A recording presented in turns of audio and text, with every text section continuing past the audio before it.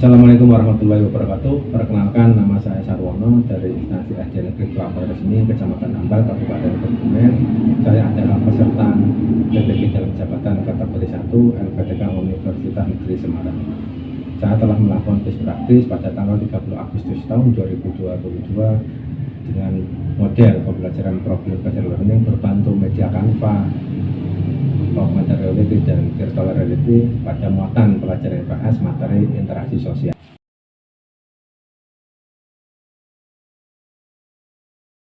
Latar belakang best practice yang saya lakukan itu didasari pada rendahnya motivasi belajar siswa. Rendahnya motivasi belajar siswa disebabkan karena persepsi negatif siswa terhadap guru dan gaya mengajar guru yang belum disesuaikan dengan karakteristik dan kebutuhan siswa. Rendahnya motivasi belajar anak ini ditunjukkan dengan sikap pasif anak terhadap pembelajaran. Siswa tidak merespon pertanyaan yang dilontarkan oleh guru, dan menurut data yang saya lakukan ada 11 dari 29 siswa yang sering kali tidak mengerjakan tugas dan PR yang diberikan oleh guru.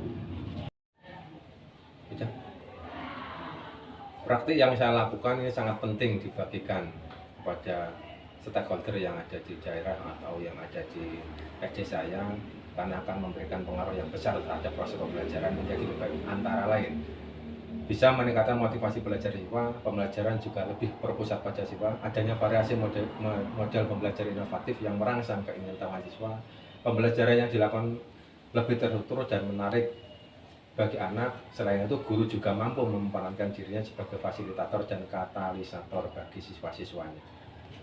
Peran dan tanggung jawab saya dalam praktik antara lain menyiapkan perangkat pembelajaran yang disesuaikan dengan permasalahan yang ada, melaporkan rencana kegiatan kepada kepala sekolah, meminta masukan dan saran dari dosen pembimbing dan guru pamong, melakukan koordinasi dengan teman sejawat dan mensosialisasikan rencana kegiatan kepada siswa, melaksanakan kegiatan sesuai dengan perangkat yang telah dibuat, merekam kegiatan dan mengedit rekaman, melakukan upload video di LMS atau Learning Management System, dan melakukan kolaborasi serta refleksi kegiatan yang telah dilakukan.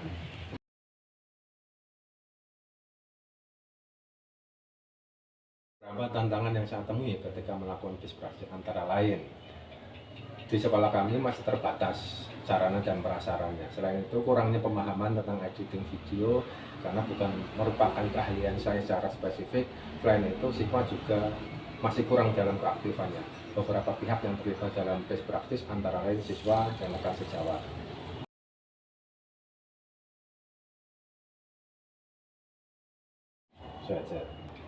Langkah-langkah yang dilakukan untuk menghadapi tantangan ketika melakukan best practice antara lain, saya memastikan ketersediaan sarana dan prasarana pendukung kegiatan dengan membelinya di Shopee, dan kemarin saya membelinya juga di OLX. Belajar ke rekan sejawat dan YouTube tentang penggunaan media Canva dan aplikasi editing video. Dalam hal ini saya menggunakan Filmora. Penggunaan ice breaking yang mampu merangsang dan trust sehingga anak mudah percaya kepada kita sebagai guru. Ice breaking yang saya lakukan dengan Miracle of Nine yang dalam terjemahannya keajaiban angka 9. Dalam kegiatan itu saya mencoba menebak angka yang disembunyikan oleh anak dari satu angka. Selain itu, saya juga banyak bertanya kepada teman-teman yang telah lebih dahulu mengikuti PPG untuk mendapat pengetahuan dan pemahaman. Penggunaan Gmail secara mandiri juga sering saya lakukan untuk penyamaan persepsi terkait pelaksanaan rencana aksi. Gmail yang saya lakukan bersama teman-teman rekan sejawat, juga bersama para senior, untuk memberi gambaran bagaimana pelaksanaan yang saya lakukan.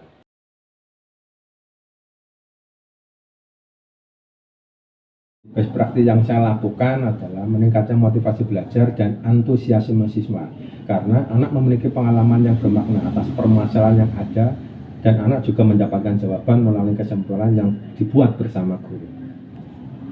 Hasil dari pelaksanaan pembelajaran dengan model problem based learning sangat efektif digunakan untuk meningkatkan motivasi belajar. Hal ini bisa ditunjukkan dan persentase 95% siswa telah memiliki motivasi belajar yang lebih tinggi berdasarkan lembar refleksi yang dilakukan siswa. Lembar refleksi saya lakukan di akhir pembelajaran setelah saya melakukan kegiatan pembelajaran. Bisa ditunjukkan 95% siswa telah menunjukkan motivasi yang baik dengan mereka menjawab beberapa pertanyaan dan indikator bahwa mereka senang, mereka antusias mengikuti pembelajaran yang dilakukan oleh saya.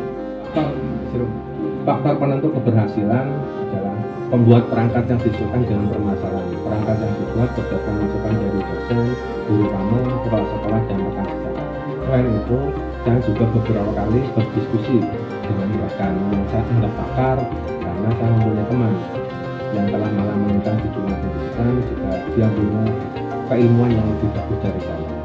Pembelajaran dari kejuaraan proses antara lain yang saya dapat dari kegiatan didakwah yang saya lakukan, yaitu guru harus mempersiapkan proses pembelajaran yang disesuaikan dengan karakter siswa dan kebutuhan siswa, sehingga pembelajaran yang dilakukan mampu memenuhi apa yang dibutuhkan oleh siswa. Selain itu, guru juga harus menyiapkan media dan model pembelajaran yang memancing keingintahuan siswa, yang mampu memberi pengalaman yang bermakna bagi siswa. Juga pembelajaran itu bisa menjadikan goal yang baik sesuai dengan tujuan pendidikan nasional.